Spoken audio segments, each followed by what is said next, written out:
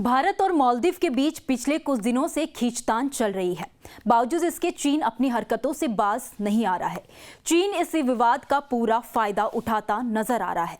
अब दरअसल चीन के सरकारी अखबार ग्लोबल टाइम्स ने एक बार फिर भारत का नाम लिए बिना ही भारत के खिलाफ जहर उगला है। साथ ही मालदीव की जमकर तारीफ की है।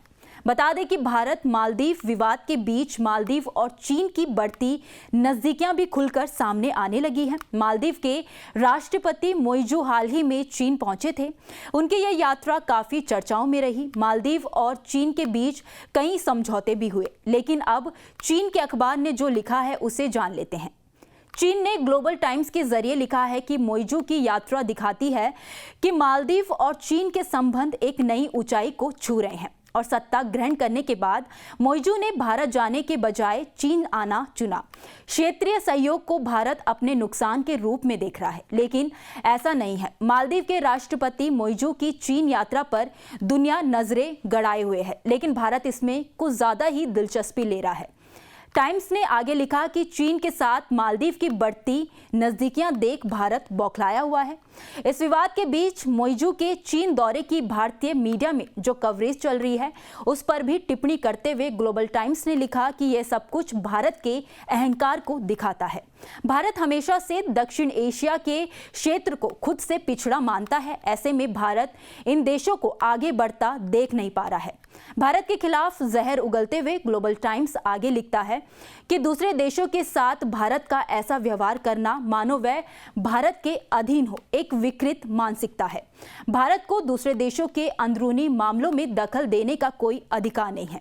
इससे पहले चीन ने कहा था कि अगर किसी देश ने मालदीव के आंतरिक मामले में हस्तक्षेप करने की कोशिश की तो वह इसका विरोध करेगा। हालांकि इस दौरान भी चीन ने भारत का नाम नहीं लिया था। ग्लोबल टाइम्स ने अपनी रिपोर्ट के आखिर में भारत को सलाह देते हुए लिखा कि भारत को चीन के साथ क्षेत्रीय देशों के सहयोग के बारे में अधिक खुले विचार रखने चाहिए। मालदीव के राष्ट्रपति मोइजू 5 दिन की चीन यात्रा पर गए हैं। इस दौरान दोनों देशों के बीच 20 समझौते हुए हैं। इसमें पर्यटन, आपदा, कृषि, समुद्री व्यापार और BRI प्रोजेक्ट शामिल है। इस यात्रा के दौरान उन्होंने चीनी राष्ट्रपति शी जिनपिंग से भी मुलाकात की। बीजिंग के ग्रेट हॉल ऑफ पीपल में मोइजू का स्वागत करते हुए जिनपिंग ने मालदीव को अपना पुराना दोस्त बताया। आपको बता दें कि बेशक ग्लोबल टाइम्स ने भारत के खिलाफ लिखा है, मालदीव के पक्ष में लिखा, लेकिन पूरी दुनिया इस बात को जानती है कि ऐसी ही बातों के जरिए चीन ने पाकिस्तान और श्रीलंका को फंसाया था। दोनों देशों को लोन दिया था और फिर उनके संसाधनों पर कब्जा करना शुरू कर दिया था। अब पाकिस्तान और श्रीलंका का हाल किसी से छिपा नहीं है। अब ये वक्त ही बताएगा कि मालदीव का आगे क्या होगा। खैर, इस खबर में इतना ही। चीनी अखबार ग्लोबल टाइम्स के इस आर्टिकल पर आपकी क्या राय है, आप हमें कमेंट सेक्शन में जरूर बताइएगा।